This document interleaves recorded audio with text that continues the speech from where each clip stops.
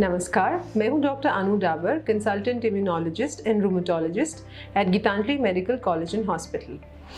आज मैं आपसे जो बातें करने जा रही हूं वो एक इनिशिएटिव के तहत है जो Indian rheumatological association that is IRA, जो कि रूमेटोलॉजिकल डिजीज़ेज और रूमेटोलॉजिस्ट की नेशनल गवर्निंग बॉडी है, उनके एसोसिएशन में किया जा रहा है। अप्रैल 2022 को रूमेटोलॉजिकल डिजीज़ेज अवेयरनेस मंथ के तौर पे सेलिब्रेट किया जा रहा है।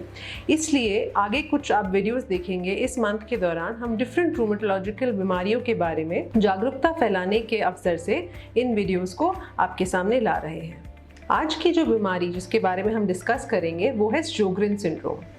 ये बीमारी दरअसल बॉडी की एक ऐसी ऑटोइम्यून डिसऑर्डर है जहाँ पर बॉडी की जो प्रतिरक्षा प्रणाली है यानी कि इम्यून सिस्टम वायरसेस और बैक्टीरिया से लड़ने की बजाय बॉडी के इंटरनल ऑर्गन्स को नुकसान पहुंचाने लगता है। पहले हम बात करेंगे इस बीमारी के कॉमन लक्षण। इस बीमारी में एक बहुत ही इंपॉर्टेंट लक्षण होता है आँखों में और मुंह में सूखापन आना। इसके कारण मरीज ये कहता है कि उसे आँखों में ऐसा लगता है कि कोई मिट्टी घुस गई है या बार बार आँखों में ड्रॉप्स डालने की ज़रूरत पड़ती है। ड्राई आइज़ की प्रॉब्लम, यंग लोगों को या जिससे ये डिजीज़ है कंप्यूटर पे काम ना करने की दिक्कत आने लगती है। इसके साथ साथ मुंह में सूखापन रहने के तहत मरीज़ हार्ड चीज़ें नहीं खा सकते जैसे बिस्किट या फिर बाटी। उन्हें ऐसी चीज़ें खाने के लिए बार बार पानी की ज़रूरत पड़ती है और उन्हें बार बार पानी पीना पड़ता है। उसके अलावा डेंटल केरीज यानी कि दांत सड़ जाना, आँखों में बार बार आँखों में अल्सर्स हो जाना, आँखों में सफ़ेद काई जमना, इस तरह के जो लक्षण है कई बार ये इस बीमारी के सबसे पहले आने वाले लक्षण होते हैं। अब क्योंकि ये लक्षण आँखों या ओरल कैविटी से रिलेटेड हैं तो काफ़ी बार ये पेशेंट्स अलग अलग ऑफ्थल्मोलॉजिस्ट या फिर डेंटिस्ट के पास जाते हैं और रूमेटोलॉजिस्ट के पास नहीं पहुंच पाते। इस बीमारी में इस लक्षण के अलावा जोड़ों में दर्द, सूजन, ऐंठन रह सकती है जैसे कि किसी भी गठिया बांव में रहती है। अच्छी बात यह है कि इस तरह का गठिया जो शोग्रेन सिंड्रोम में होता है उसमें टेढ़ापन या फिर परमानेंट डैमेज जॉइंट्स में यूजुअली नहीं आता है।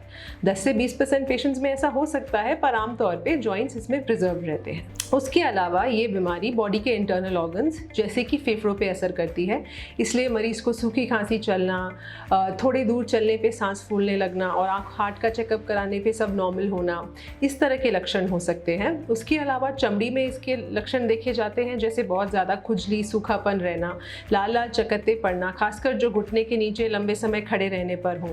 इसके अलावा नसों का गला जिस कारण हाथों पैरों में झिनझिनाहट आना, चारों हाथ पैरों का अचानक लकवा पड़ जाना जो कि पोटेशियम की कमी के कारण होता है, बैलेंस न बन पाना, ब्लैडर और मोशन, बावल, यूरिन का कंट्रोल खो देना, इस सब तरह के डेंजरस इफेक्ट्स भी हो सकते हैं। उसके अलावा इस बीमारी में ओवरऑल स्किन में बहुत ज़्यादा इचिंग, पेन और अबनॉर्मल सेंसेशंस रह सकते हैं।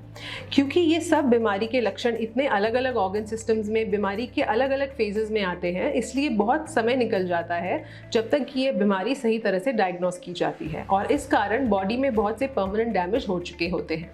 इसलिए अगर किसी भी मरीज को इस तरह समझना आने वाले अलग अलग ऑर्गन्स में लक्षण हो रहे हैं, उन्हें कभी किसी ऑफ्थल्मोलॉजिस्ट के पास, कभी डेंटिस्ट के पास, कभी लंग्स के डॉक्टर के पास जाना पड़ रहा है, तो उन्हें एक बार अपने नियरेस्ट रूमेटोलॉजिस्ट को ज़रूर दिखाना चाहिए। अगर आप हमारे पास आएंगे तो इस बीमारी को ट्रीट करके आपको एक नॉर्मल लाइफस्टाइल दिया जा सकता है और अब इस बीमारी को ट्रीट करने के लिए बहुत अलग अलग तरह की दवाइयाँ, इंजेक्शंस अवेलेबल हैं। लाइफस्टाइल मेजर्स आपको समझाए जाएंगे जो आपको रेगुलरली फॉलो करने चाहिए। किडनी पर भी इस बीमारी का असर पड़ सकता है जिस कारण किडनीज का खराब होना, प्रोटीन का लॉस होना, पैरों में सूजन आना, यंग एज पे किडनी में स्टोन्स हो सकते हैं।